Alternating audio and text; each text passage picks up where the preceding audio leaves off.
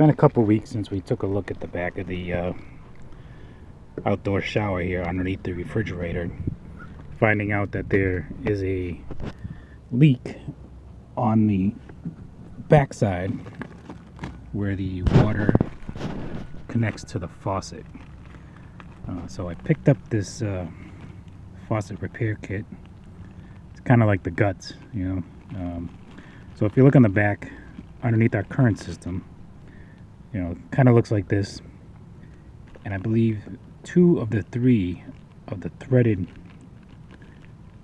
connections are cracked. So when we turn the water on, it's fine, the pressure is fine, but when we use the outside faucet, it causes the water to come out through the cracks and in underneath the refrigerator, causing a pretty good leak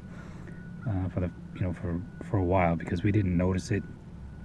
And I'm not saying for a while, I mean for one day we were using the outside faucet and the sprayer when we were doing some outside cleaning, and for a couple of hours we used it off and on, spraying rags or washing our hands or whatever, and every time we used it, the water was coming out the front, but it was also coming out the leaks in the back, causing it to drip from underneath, soak through and drip underneath. So anyway, long story short, bought this little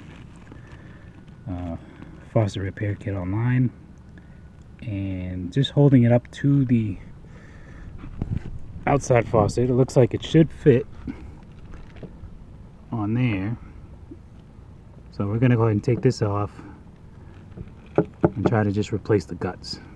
I mean, it's white, it's not gonna match this silver plated or whatever you want to call it color, but at least it'll work if it does work. So let's get to it. Okay, so I took the connections off the back there and the little nuts, so you should be just slide this right out. Okay, so this is your outside faucet. So here you have the hot, the sprayer nozzle, and the cold, or either way, hot, cold, and the sprayer nozzle. So the cracks, I think it was on this one and this one. I mean, they're up close to the front. You can't really see them. I guess that's why they call them hairline cracks. I guess that's why they call them hairline cracks. But anyway, I'm going to see if I can replace this guts here with the new one. The only thing I'm concerned of is the sprayer connection looks to be too big, and maybe the threads are too short. But I guess trial and error, this is the only one I could find without buying a whole new insert. The whole new inserts were actually bigger than this and did not have the pump connections. And it's just, this was relatively cheap. If it doesn't work, it's from Amazon, I can just go ahead and send it back. But let me get it out of the package and see what I can do.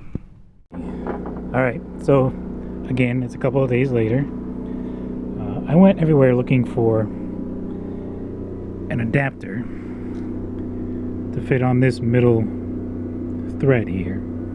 This is where the spray hose connects to, and it's 3/4 inch. These two are 1/2 inch, and the connector is 1/2 inch underneath the refrigerator. So I went to Lowe's, I went to Home Depot. I couldn't find anything that would work. So probably should have started there first. I went to Amazon and I found this. This is a 3/4 inch to a 1/2 inch, and it fits right on there perfectly. So we're gonna get this together. I'm gonna put some of that plumber's tape around these first, hook this together, and then should be able to connect it up underneath the refrigerator with no problem. And hopefully in the next few minutes be back in business with the outside shower. Right, so remember, we already took this out a couple minutes ago, which was actually probably 2 weeks ago. So it's been sitting in there for a week anyway. So we popped this black cover off. Very easy, just slides right off. Now I want to take this apart. I should be able to still use this casing and just replace the faucets. So on the top you get the hot and cold. You just pop the cover with a screwdriver, and then there's a Phillips screw underneath. You just unscrew this 2 Phillips screws, one on each side, and then these knobs should come right off, and the white piping, the guts here, should come right out. It takes a little more than just a couple of screws. So you take the screws out, and you can take the knobs off, and then there's this little plastic piece covering this here. So that was on like that. Pop that off with a screwdriver. Then you have this piece here. You actually have to unscrew that, and that's, you know, the extension piece, and then you get to the back where you'll be able to take that off. So we got the new faucet put together here. I did have to do a little modification on the encasement here. So if you looked, you can go back and look earlier in the video. There was 4 little prongs sticking out, holding the old faucet in. With those little prongs, I couldn't get the new faucet to come all the way through enough to screw on the knobs. So I had to snap them off, just use a pair of needle nose pliers, and then I used a file to file them down smooth, making the hole large enough for the new faucet to pop through. And everything fits perfectly. You can't even tell that there was anything there holding the other faucet on. So we got the plumber's tape on all 3 connections and underneath the adapter here. So I had to modify the outside hole just a little bit, and I'll show you that. Because this adapter is on there, this part is too big, the connection. So if you look here, I just used a hacksaw and I cut out a little bit of the hole in the middle so it fits in perfectly.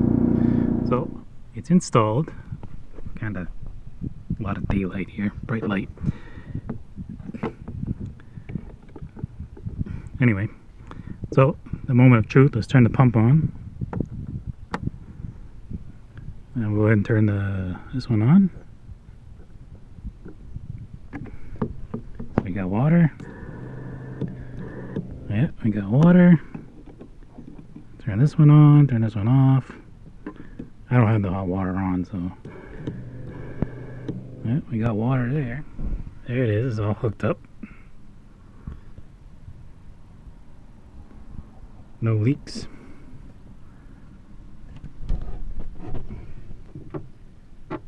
Now before, it only leaked when I sprayed the hose. So we'll spray the hose. And I don't see any water gushing out anywhere like last time. So Jay is going to call this complete. So there's another RV DIY project done and good to go.